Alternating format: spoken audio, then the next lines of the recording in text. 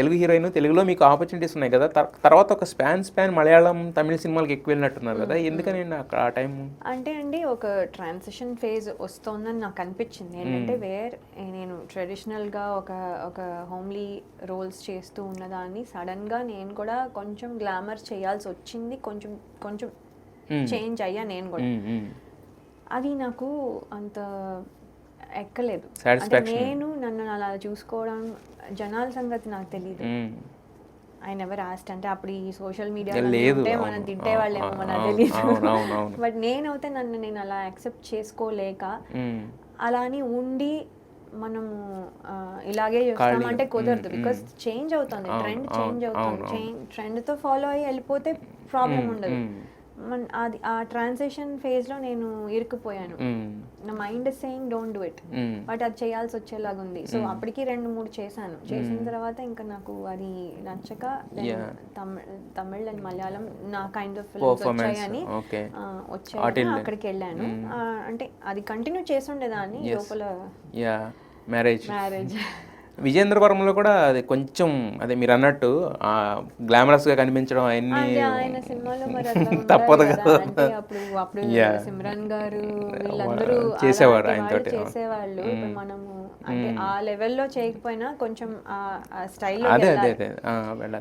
So అంటే మీకు అది నేను ఏమీ ఫీల్ అవ్వలేదు. ఫీల్ అవ్వడం అని కాదు, అంటే ఇప్పుడు మీరు అన్నారు కదా 1-2 చేశానని చెప్పి, మీకు ఆ మైండ్ డోంట్ సే అని చెప్పిందా, లేకపోతే ఇంట్లో నుంచి కూడా ఏమన్నా వచ్చిందా మీకు? అంటే ఇంట్లో పాపం ఎప్పుడు ఏమనేవాళ్ళు కాదు, వాళ్ళకి ఎప్పుడు భయం ఉండేది పెళ్ళి అవుతుందా లేదా మా పేరెంట్స్ కి.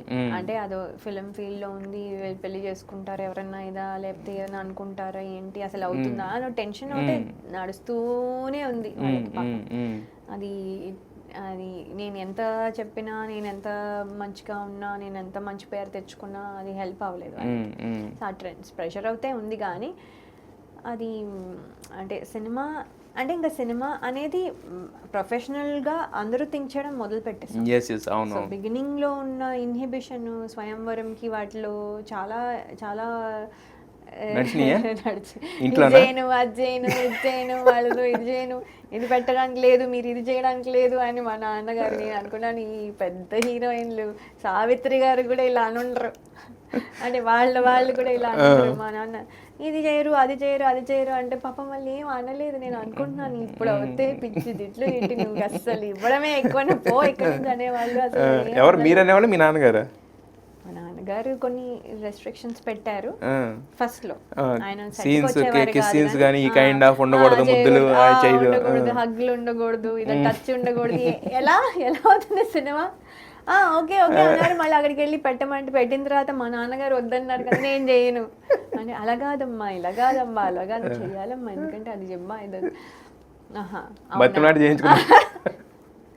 ఇది అంటే స్టార్ట్ చేసినప్పుడు 16, అయ్యేసరికి 17 హాఫ్ అయిపోయి రిలీజ్ అయ్యేసరికి. సో ఆ ట్రాన్సిషన్ అంటే దట్స్ ఏజ్ వెరీ యంగ్ కదా. సో వాళ్ళు నా టాంట్రమ్స్ అన్ని, ఈ అమ్మాయిని ఇంత చిన్న అమ్మాయిని నేను చైల్డ్ లేబర్ కింద నన్ను తీసుకెళ్లి అరెస్ట్ చేస్తారు అనేవాళ్ళు.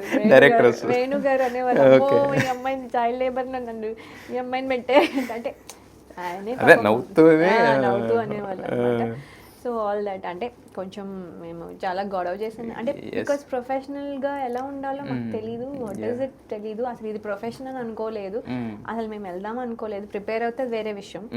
సో ఏది ఎవరు జరిగిపోయింది యాక్సిడెంటల్, అంటే యాక్సిడెంటల్. అండ్ అది అలా నడిచిపోతే నెక్స్ట్